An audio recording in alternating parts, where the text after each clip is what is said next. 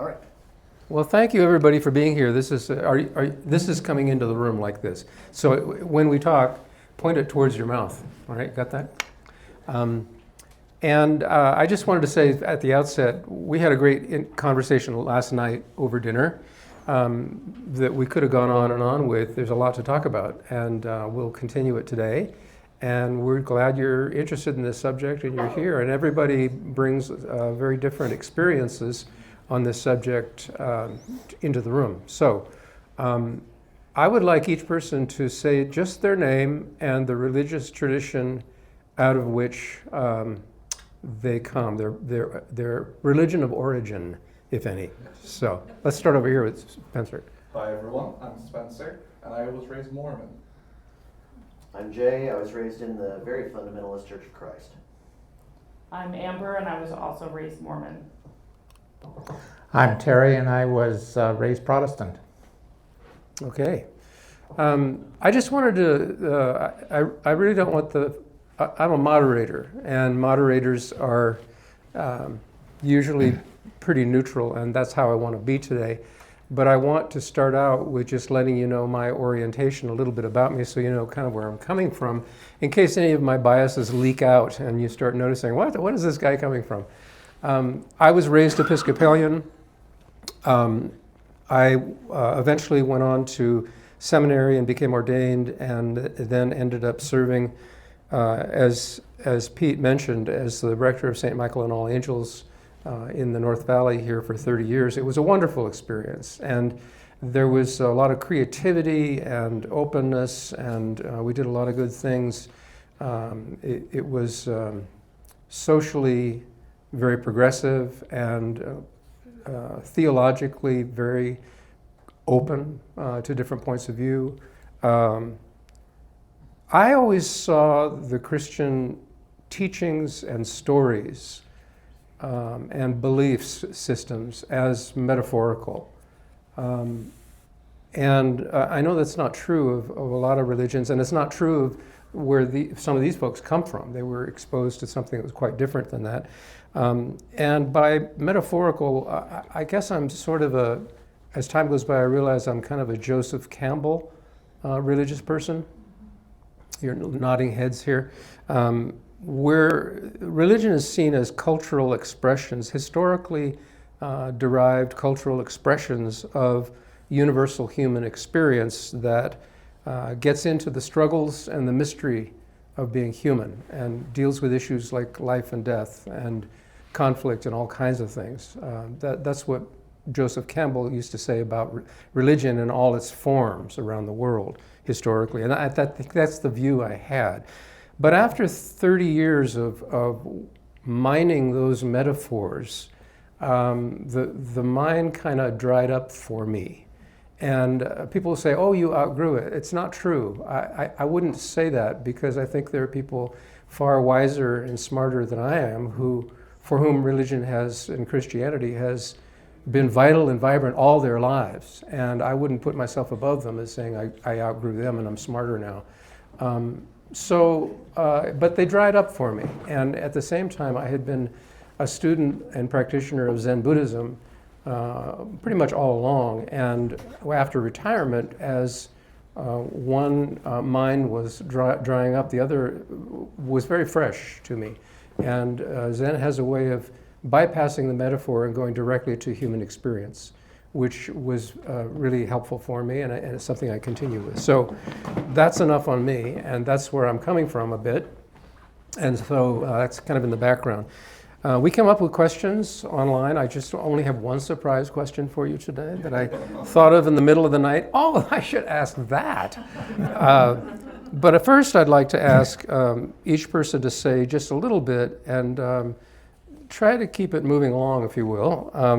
What role did religion play in your life and family upbringing? Was it important? How was it important? What role did it have? Whether or not you liked it or left it or whatever, what role did it play in your family of origin? And so let's start with you, Amber. Oh, okay. As the Mormons say, I was born of goodly parents. You were Sorry. born of what? Goodly parents. Goodly Sorry. parents, yes. My parents were super religious. They were both converts to the church, and we were raised in a family that we went to church every Sunday. I don't know why I'm getting emotional. Excuse me. We went to church every Sunday. We did all of the things we were supposed to do, and it was weird to me that other families didn't. We followed all of the rules and made up some of our own. Religion was very important in our household, and when I left, I was the first person in my family to leave.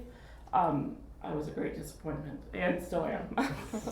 And we'll get to the leaving in another question, but anything else you want to say about what that was like for you and your family at the beginning?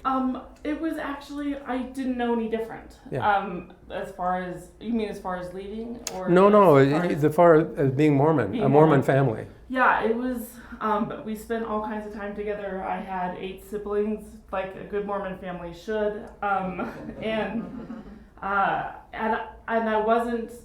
People often think that because we had such a big family that we were kind of like the Duggars and we're all assigned to people or whatever. And that was not my experience at all. My parents were our parents. We were allowed to be children, even though I did have responsibilities as the oldest daughter. I wasn't expected to raise my siblings in any form. And it was the only thing that I knew, but it was a great childhood.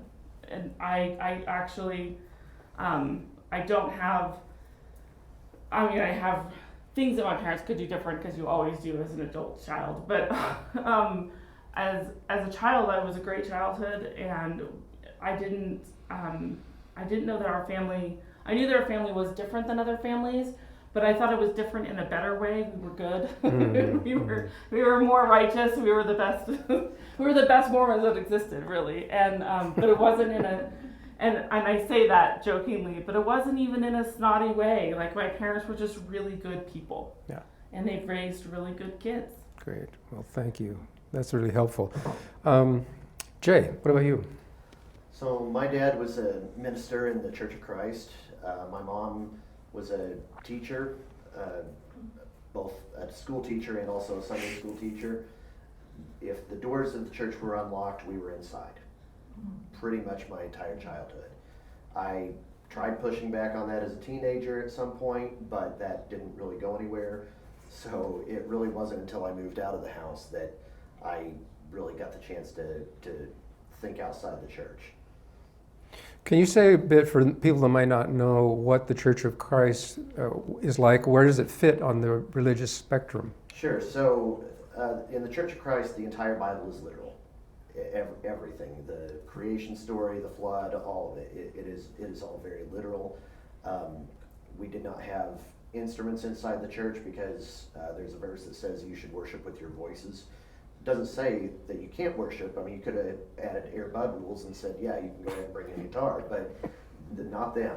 If the church didn't sanction it directly, or I should say if the Bible didn't sanction it directly in one of the cherry-picked verses that they chose, we didn't do it.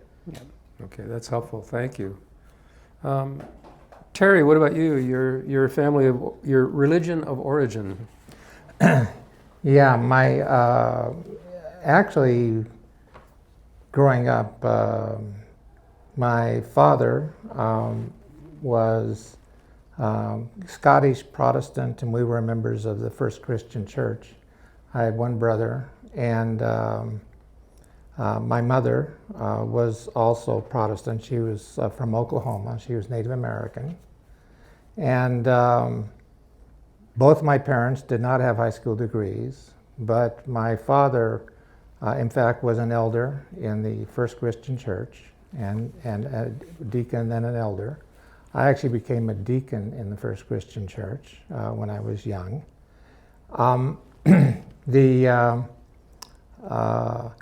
I think what I would say is that I was always on the boundary.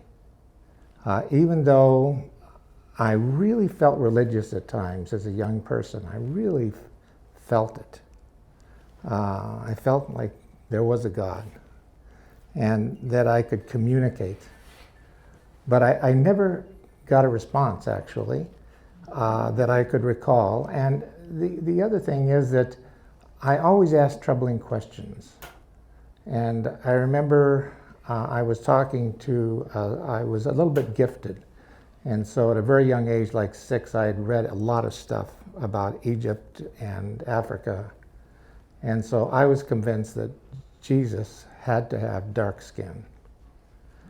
And I asked the Sunday school teacher, I said, that picture could not be correct because Jesus had to be dark. And she said, no, absolutely not. That's Jesus on the wall. And so after the Sunday school, going home, my father said, I want you to stop asking stupid questions in Sunday school. Terry, let me interrupt one second here, yeah. Terry, and that is that I think this might be headed towards why you left, and we're going to get to that in a minute. Right, but yeah. what I was going to say is that I was always on that kind of boundary of did I really believe or not? Because I was really into science and math, and so that's where I come from. But I was raised, and at one time I was enamored by a minister, and I actually considered being a minister at one time. That's how confusing you can be as an adolescent. You know, it's like, oh yeah, because I thought he was just walked on water. But the real belief, I was always on the boundary, always from age 6 through age 18, yeah. Terry, I have a follow-up question, if you don't mind. The church tradition you were in, was it fundamentalist or biblically, or was it more like mainstream Protestant, Presbyterians, Lutherans, Methodists, Episcopalians, that sort of thing? I'm glad you defined it. I never looked at it that way, but I would say it was not totally fundamentalist, but it was certainly a strong Protestant Scottish religion, based religion, yeah. Okay, great, thank you. My father was Irish Scottish to the max. Spencer, what about you? Yeah, I mean, it's great to hear other experiences from other Mormons because mine was not like that at all. I had a terrible childhood. My parents and I were constantly arguing, constantly fighting. I was suicidal my entire life, feeling like I was not good enough, that I couldn't be the person that these people wanted me to be. And it's been eye-opening to hear that people who went through the same religious background, like, no, I had a good childhood. I didn't have any problems with my parents, where I was out of the house constantly. Every opportunity I had to go on walks, go on runs, go to a friend's house, I would take it just to get away from my parents and get away from the very religious upbringing they wanted me to have. I don't think your mic is on, Spencer. Oh, good guys, sorry. Did you guys hear that? Do we need to go through it all again? We heard it. Just for the next time. Next time I'll turn it on. Thank you guys. He didn't, for those of you who didn't hear it, he did not have a good Mormon experience as contrasted with Amber, and he's not glad to hear that some people did have a good experience with that kind of background, at least at the beginning. So we need to move into the main topic here, and that is what made you begin to distinguish yourself from the religion that you were being brought up in? And Terry mentioned the white Jesus and him beginning to question that even as a child and being told not to ask questions. That was certainly a part of that path towards distinguishing oneself from the religion that he was brought up in. But what is it that made you adopt a different point of view or begin to really move away from what your family was presenting to you?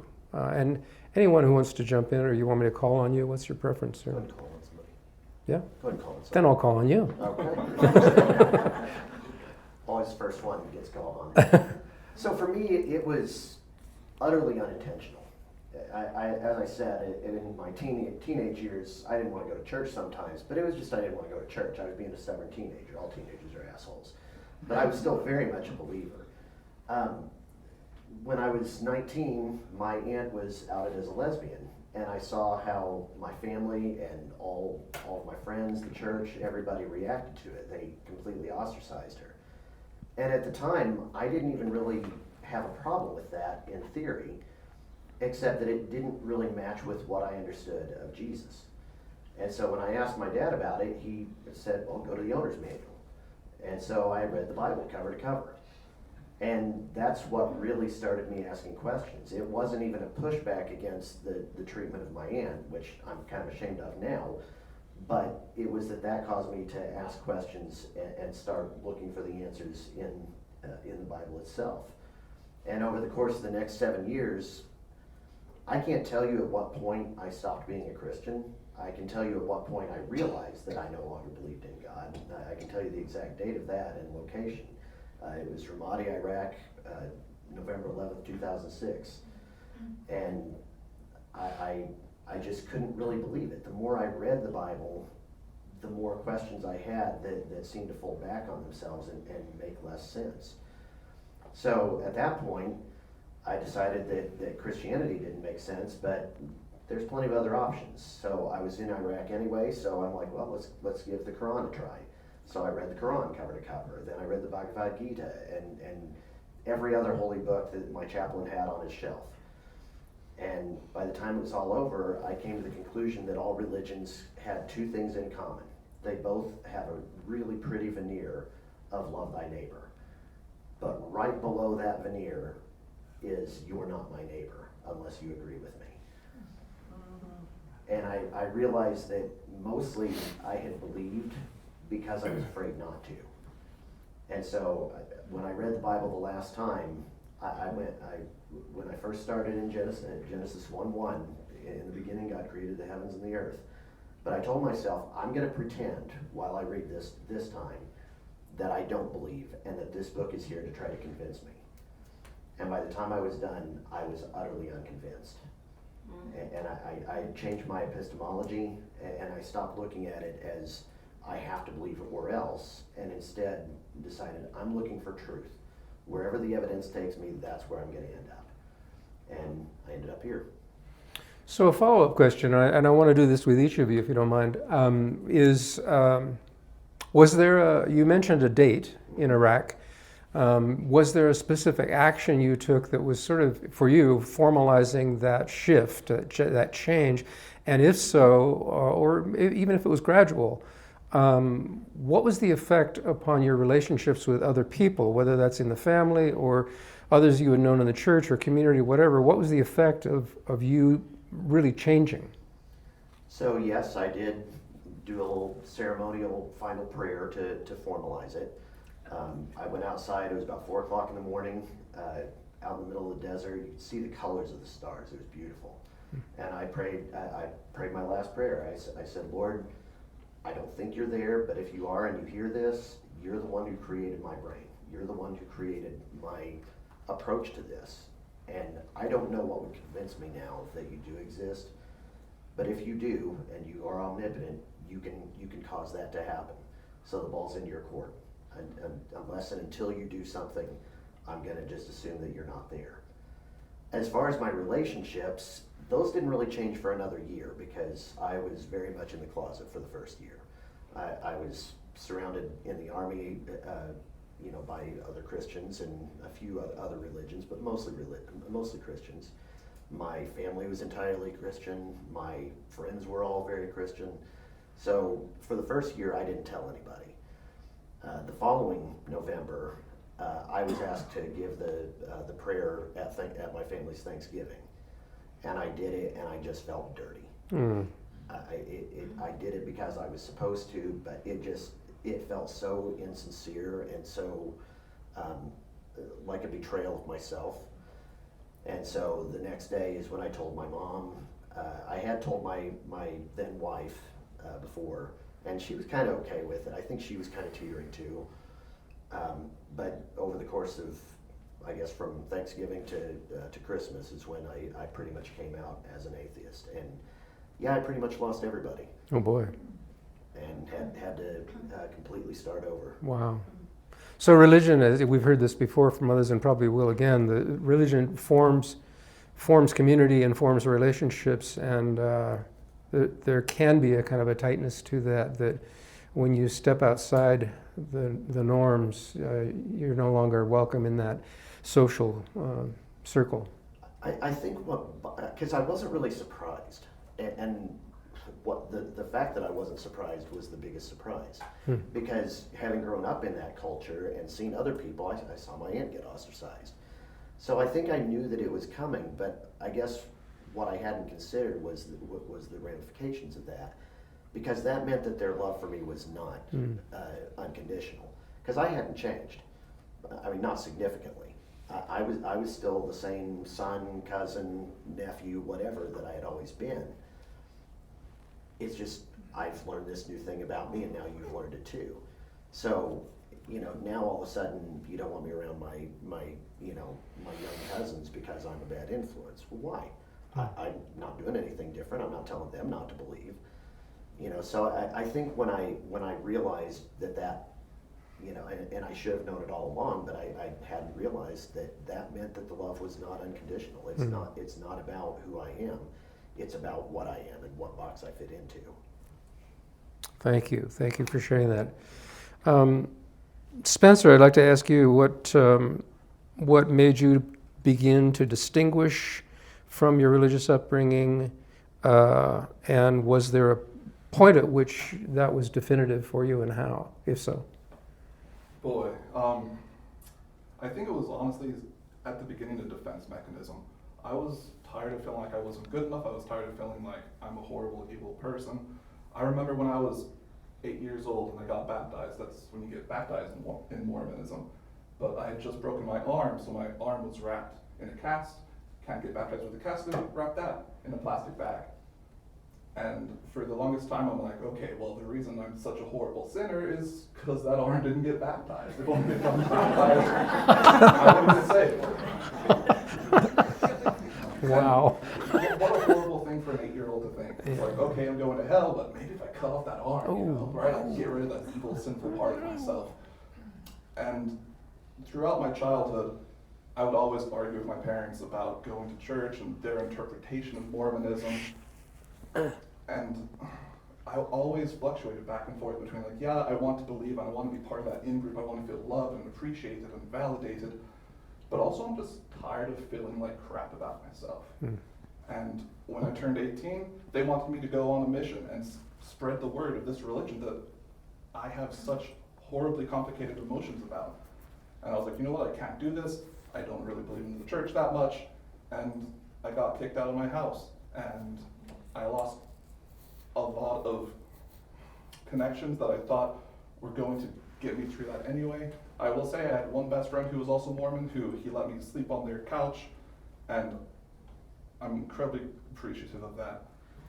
And it was actually that action of goodness where I was like, see, like it's not necessarily Mormonism that's bad. There's like interpretations of it that are. It's not necessarily religious people that are bad. It's certain ones. But it continued to be a very complicated subject for me, and I don't have a clear time where I was like, you know what, like this is the time I decided. I remembered sometime in my mid-20s, I was like, you know what, I think I'm gonna go with a more non-religious vibe. And then in my 30s, I was like, let's go with secular humanism, because that's much more like open-armed, like, hey, get in here, you're a human, like, come join the club. But it sounds like it was pretty definitive when you first approached your family and questioned it. They asked you to leave the home at 18? Yeah, it wasn't, and right, I saw it coming, right? You always see it coming. We had a terrible childhood. We were always fighting, and I knew if I said that they would almost definitely kick me out because, right? That's what we did. That's how that's how our family handled those types of intense conflicts. It's just someone's going to leave, and it's our house, so it's not going to be us. And yes, as soon as like no, like I'm not going to do this. I'm not going to be a Mormon the way you want me to be. It was immediately okay. Then you have to leave because you're going to be a bad influence on your siblings. You're bringing, the devil into the house by feeling this way, and we just can't have that around. Well, how painful. I'm sorry. So let's, Terry, then, tell us when it became pretty definitive for you that you needed to make a change and adopt a different point of view, and was that a specific action, and what effect did that have on your relationships with others? Yeah, I think it's on. Can you hear me? Yeah. Yeah, okay. Yeah, this is such an interesting discussion. What I would say is that I was always on the boundary, almost always, even though my father was pretty rigid in church. In fact, the only time I really got severely disciplined in my childhood was when my brother and I got in a fist fight during a sermon, and caused a real ruckus in the church. but I was always thinking, wow, there's so many billion people, and how could God ever hear my prayer? And how could He hear my prayer? And not only that, but I'd even run a scientific test where I'd pray something that should give me some immediate feedback, and it never happened.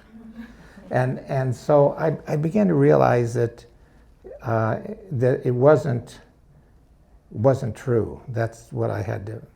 And in college, I really dallied around. I was in science a lot and that kind of thing. But really torqued me off was something I just said. My father, who was a World War II veteran, did a lot of combat, 82nd Airborne. He's a pretty serious guy, but a good father. Okay, I had a good parenting. But when I was in medical school my sophomore year, my father had what was described as an accidental suicide. And it was devastating to me. I was broken-hearted. I mean, sobbed and sobbed and sobbed. So it was a real issue for me. And so then I was thinking, gee, I wonder if he's, what's gonna, and spiritually, and I could almost see him when I lay at night. I couldn't sleep. But at the end of the funeral service, and he was well known, huge funeral service, well known in the town I grew up in, small town. The pastor, who I knew well, of this church, he put his hands on my shoulder and he said, "Terry, I have to tell you this. Your father is going to hell." Oh, man. And so that really got me. And so I was driving back to Denver. I went to medical school, University of Colorado. And I said, "I've never believed it. I know I didn't. Let it go." And I did. And actually, in my medical school, there was just part of the 70s. There was late 60s, early 70s. There was a lot of students in my medical class that were atheists as well. And so I found companionship. I could talk about it a little bit. It was we all felt we knew what we were doing. And so, but that was the event. I know driving back to Denver, I said, I've been so stupid all my life to even think this was true. That, I was put in my seats, and I needed that. So that's what did it. Thank you. Again, a lot of pain there. Unfortunately, it's a familiar story. So, Amber, what about you? When did you begin to distinguish yourself, or how? And was there something definitive, and what might have been the effect of that change in you in terms of your relationships? Yeah, so it started really slow actually, and then went really, really fast. In 2002, I was living in Las Vegas, Nevada, and we had our version of Prop 8, which was question 2. And they called us all together, and all of the adults were together in the chapel, and they had a meeting, and they told us all about this question that was on the ballot and how we should vote on it. And I remember thinking at the time, like, this doesn't feel right. This feels wrong. And then they called this woman up who they put in charge of running this political operation, and she bore her testimony about how she was kind of iffy about this, but she knew that this is what God wanted us to do. And I remember thinking, well, if Donna can feel this way, because she was somebody in the ward that I admired and trusted, and then I can get on the right side of God. And I tried for years to do that, and actually was actively participating in the Question 2 movement at the time, and then By the time Prop 8 came around, which was more, even though it was a California issue, it felt like more of a national issue, especially with the presidential election. By then I was living in a small town in Utah, and the church had come out and said, because of Steve Young, actually, the church came out and said, well, you can disagree with us politically as long as you agree with us morally. And since I had permission, that's what I did. Had they not given me permission, I would not have agreed with them. I would have agreed with them politically, but they gave me permission. Which just goes to show how deeply entrenched I still was within the church. And but because of that, it allowed me to look at politics differently also. And in this small town, I lived in this little cul-de-sac full of really Mormon people, and I was the token Democrat, the token person who was also very, very vocally for gay marriage, for equal rights for everybody. And so that's when I started to distinguish myself. But it wasn't for another, that was in 2008, 2007, 2008. So it wasn't until 2010 that I had a defining event moment where I was kind of like struggling with this social issue, but it felt like a social issue. And I didn't actually know any gay people at the time. I just felt like this just doesn't make sense to me. Well, we don't politically put our views on other people. We've never done that, which is actually not true. But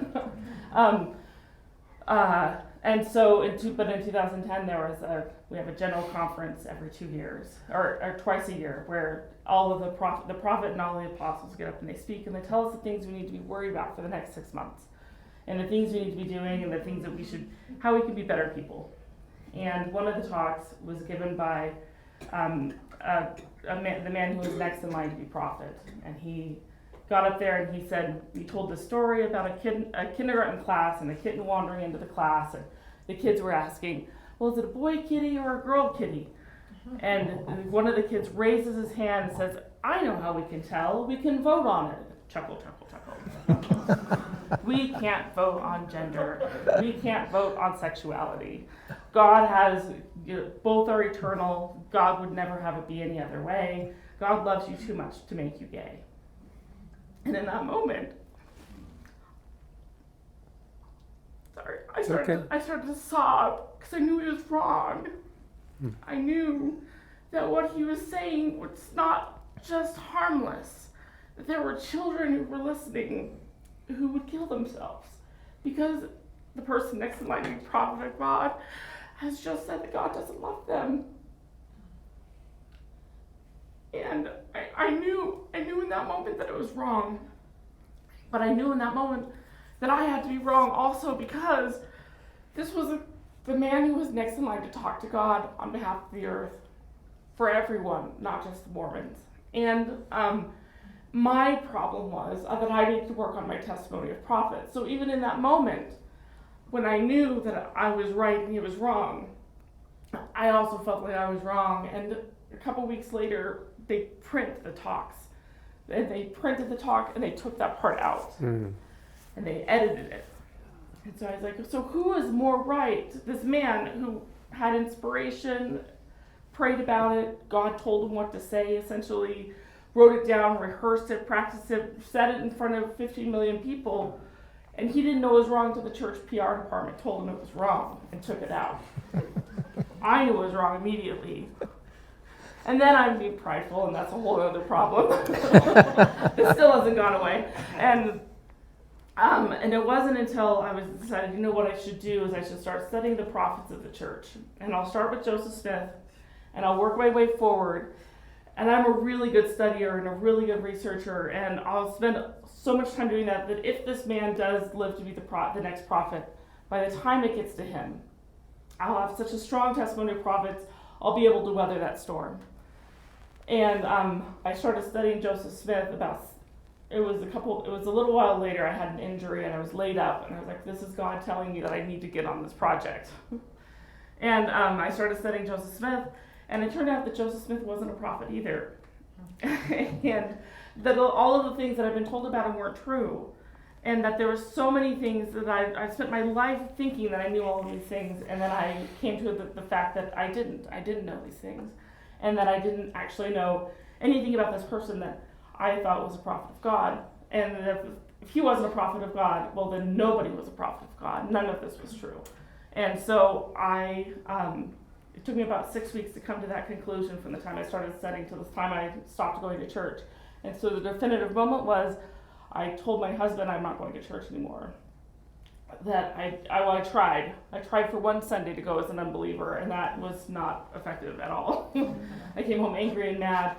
And my husband said, or my ex-husband said, I would rather you not go at all than you go and you come home mad. Well, that was the permission I needed, just not to go at all, which was not the right answer. And so it was the third Sunday in February of 2011. I never went to church again. And I emailed my bishop and I said, I'm just letting you know that I can no longer serve these callings that I have. I'm not asking to be released. I'm telling you that I'm quitting. And then there was a huge brouhaha. The bishop was I was in church leadership. I had all of these responsibilities. I was a strong, faithful member in the church. And by this time I was married. I had 4 kids. I'd done all of the things I was supposed to do. And so for them to lose me was like, they didn't know what to do with that.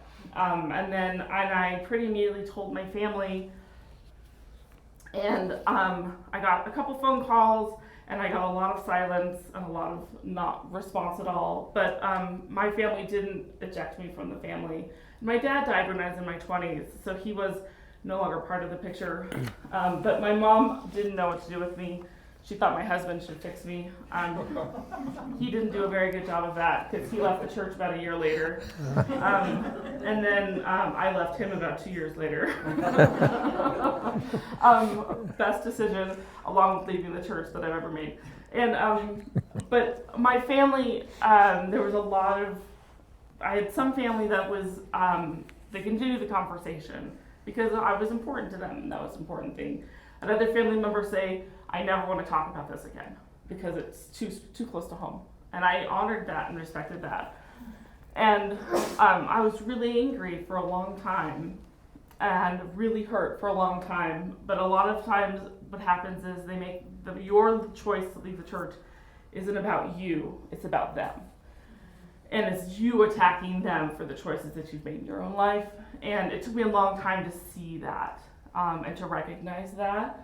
And to reopen those lines of communication was a lot of work, and something I'm still working on to this day with my extended family.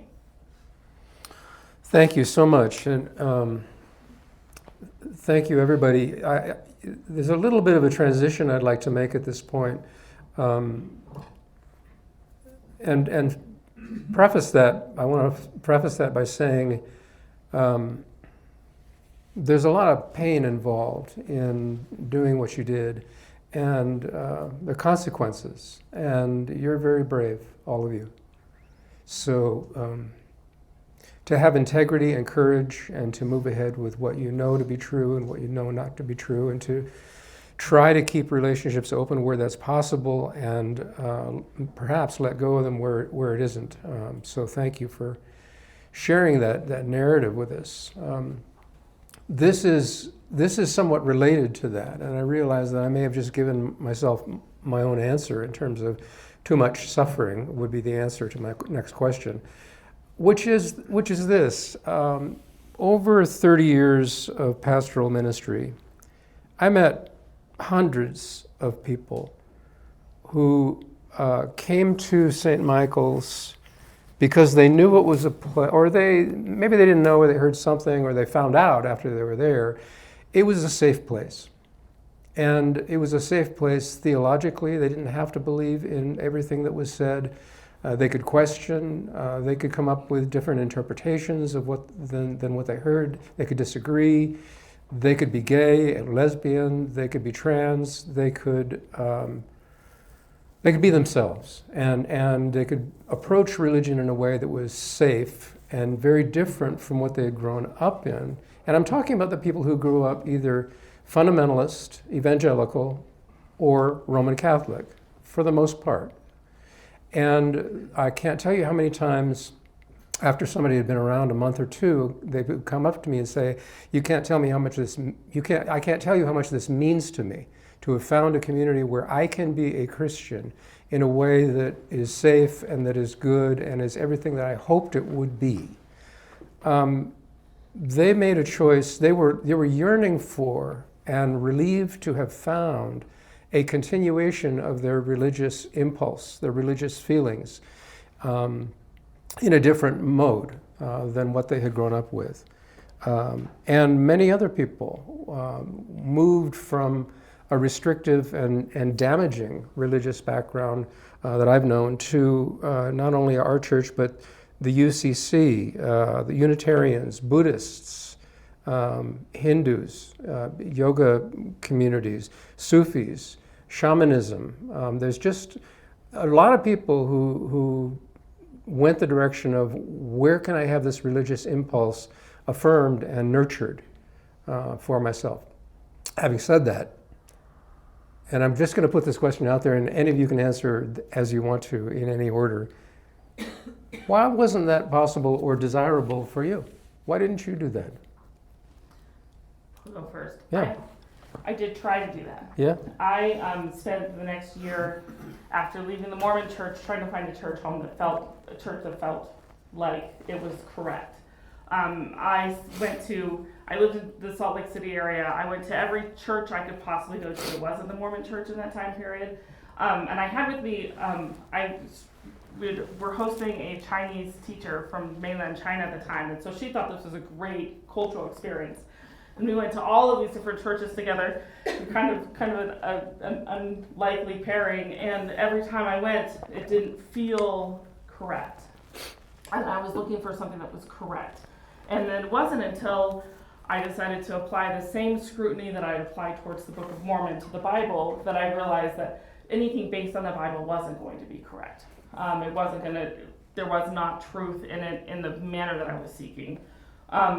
And it wasn't until I was listening to a podcast actually, and they were talking about the pyramids in Egypt, and they're talking about how the actual history of the pyramids of Egypt, they were not built in the way that they're depicted in the Bible. That actually there's archaeological evidence, and the Egyptian people themselves who were really offended when you say that they didn't build the pyramids. And it wasn't until then that I realized, this is also all made up. This isn't even history. Like, it was presented to me as if it was a history, and it wasn't even history. And so that literalism was my downfall. And it wasn't until then that I was like, in the meantime, I'd found community among other ex-Mormons. There was ex-Mormon groups that met all over Utah, actually, but I found a group of people that met, and really what I was looking for was that community and people to count on and people to trust and to love, and people who would trust and love me in return. And that for me is religion, and was more important than any religious group that I've ever attended. So what you were looking for, you found outside of religion. Yeah. Yeah. What about the rest? Any of you who want to respond to this? Why didn't you seek out a different, more compatible religious tradition? And not even just Christian. I mean, you could have become a Sufi. I don't know, but there are a lot of different options out there. Why did you go in the direction of not religion at all? So for me, my journey from religion to non-religion was ultimately a search for. Is it not on? Can you hear me? Now, Okay. So for me, my journey from religion to non-religion was all about a search for truth. It was never about pain or trauma. I certainly did have some religious trauma, but I didn't recognize that at the time. I was only able to recognize that through hindsight. At the time, I very much thought I was searching for God, and more specifically searching for truth. The whole thing started with trying to understand, the situation with my aunt through the eyes of Jesus. And so when that journey took me away from religion, I was really just following the evidence. And I guess I wouldn't say that I wasn't searching for the types of spirituality or community that religion provides, but that wasn't the focus of my journey. And I think I was, especially toward the end, I was very meticulous about trying to remove anything that would corrupt what I was actually searching for. And so when I came to the end and concluded that, there probably is no God, there probably is nothing supernatural, that was just the logical end point. and I kind of just accepted that. I did search for community to some extent. As some of you are very aware, I'm very much an extrovert, but I've always been kind of a person who, I've never, I guess the metaphor that I like to use is, I've never felt at home. I was, in high school, I was too much a nerd to be a jock, but too much a jock to be a nerd. As I got older and you know, many of my friends were LGBTQ, and I love the LGBTQ community, but I'm not gay myself. And so it's in the Army, I was very, you know, too much of a reader to fit in with a lot of the other soldiers, but I was too much of a soldier to fit in at the average book club.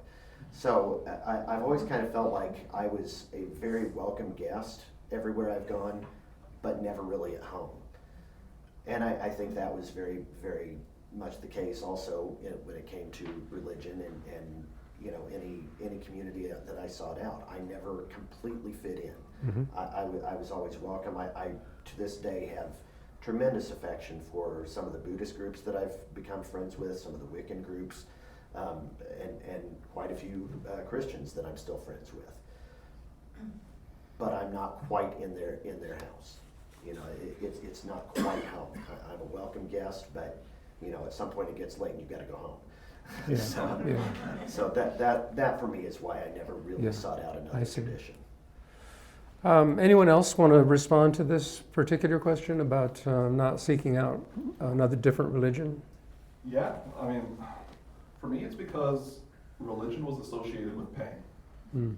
It's right when I was, again, you know, 8, 9, 10 years old. I'd be at the foot of my bed on my knees, crying and begging for forgiveness and to feel loved and to feel this, you know, like the Spirit of God to come down and embrace. I never experienced any of that ever. And so the idea of going to another church that's also going to be like, oh no, like you'll feel the Spirit here, you'll feel God's love, and no, right? Like I went to some other churches with people I was dating at the time. I never experienced any of the wonder of God that other people were talking about. And it just reinforced the, oh, okay, so something in me is broken.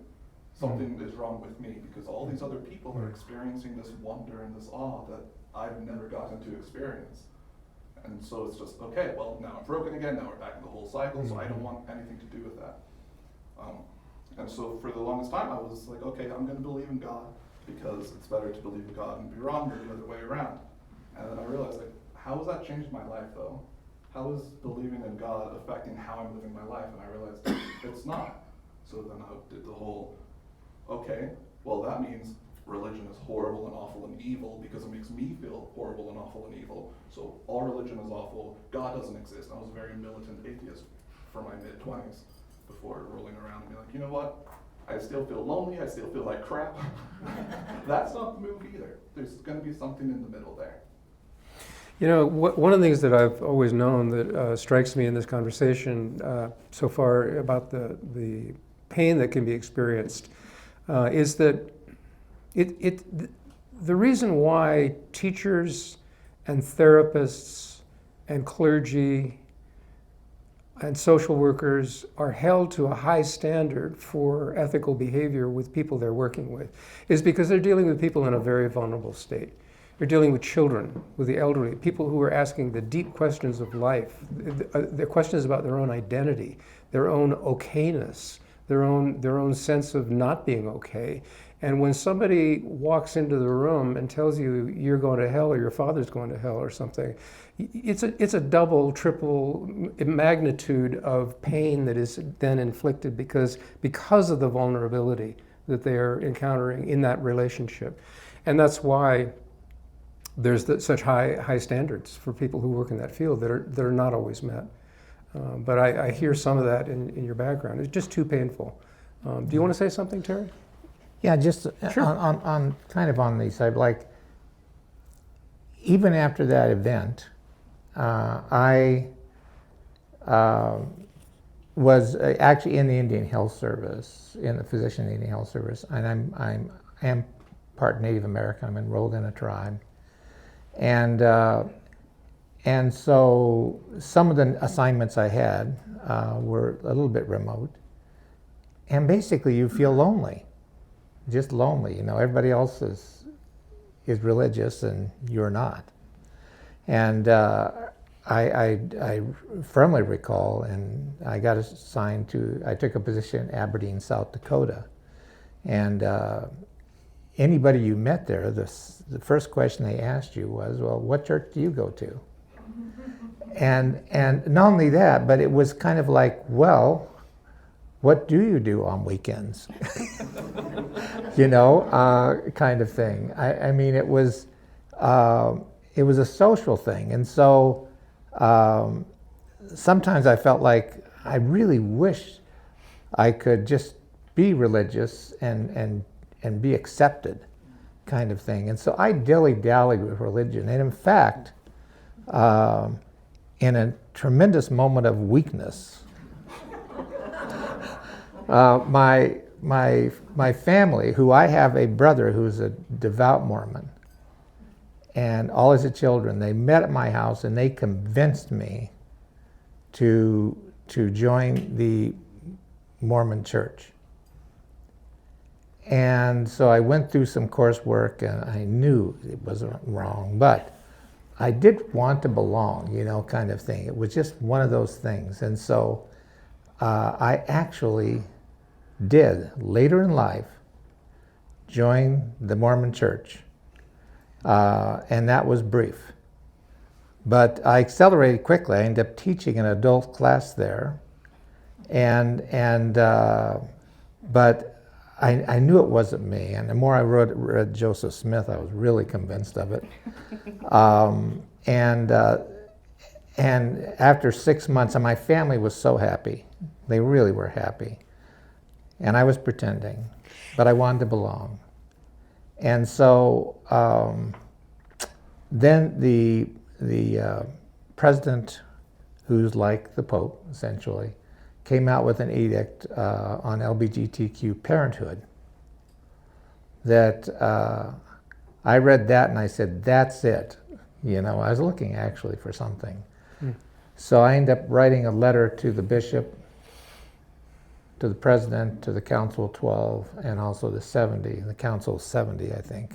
All these letters went out, resigning from the church and telling them why I did, that I could not accept their position.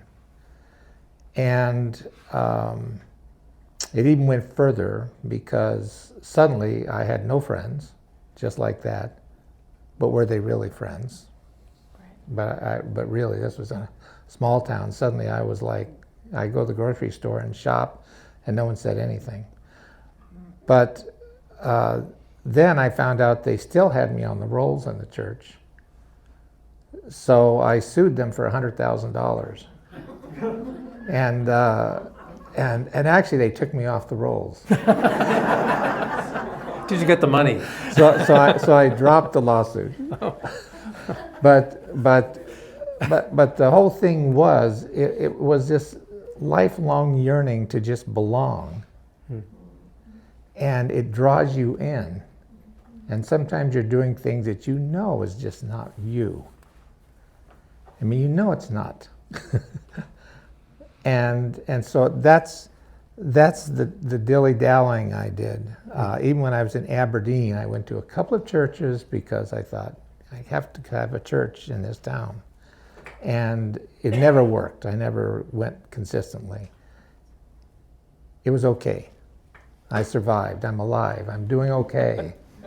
And I managed. But it really was, to me, more of a sense of I just wanted to belong to something. I wanted to have friends. I wanted to do things on weekends. It was that kind of thing that drew me into believing anything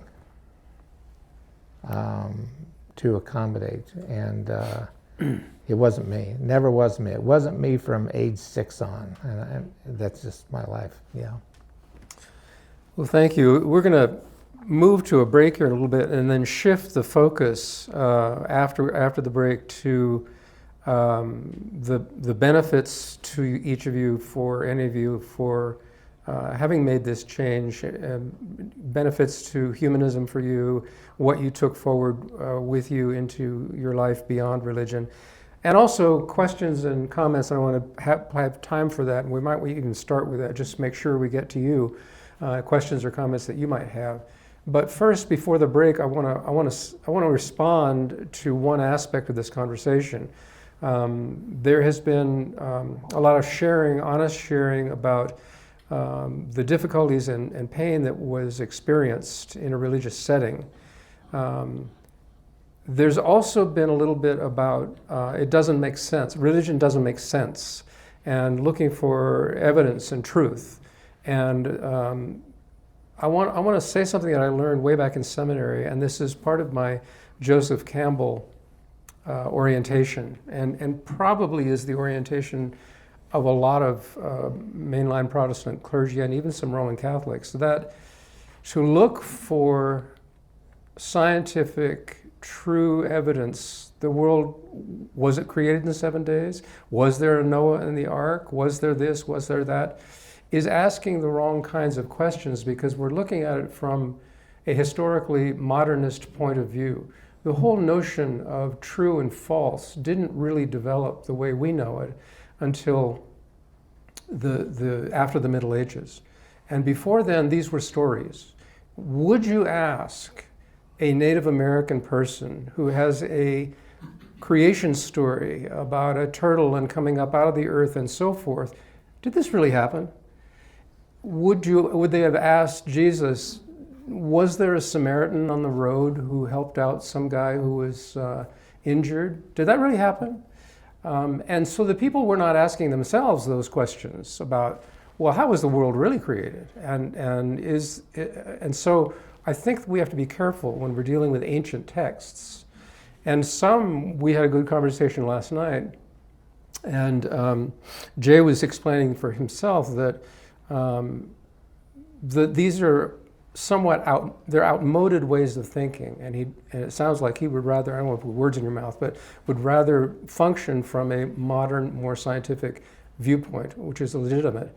However, there are the Joseph Campbell types among us who are saying, like a teacher once said to me once about the Bible, well,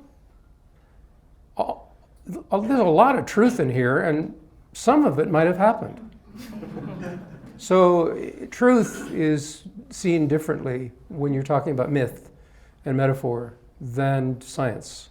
And we have to be careful about not applying our modern viewpoint on ancient texts sometimes, and still get something out of it, perhaps. And for some other people, they can't. So anyway, I would like to take a break at this point and leave with that final comment on this half of it, and then shift things a little bit. So no more than 10 minutes, please, a little less than that, and come back in here and watch your own clocks on that.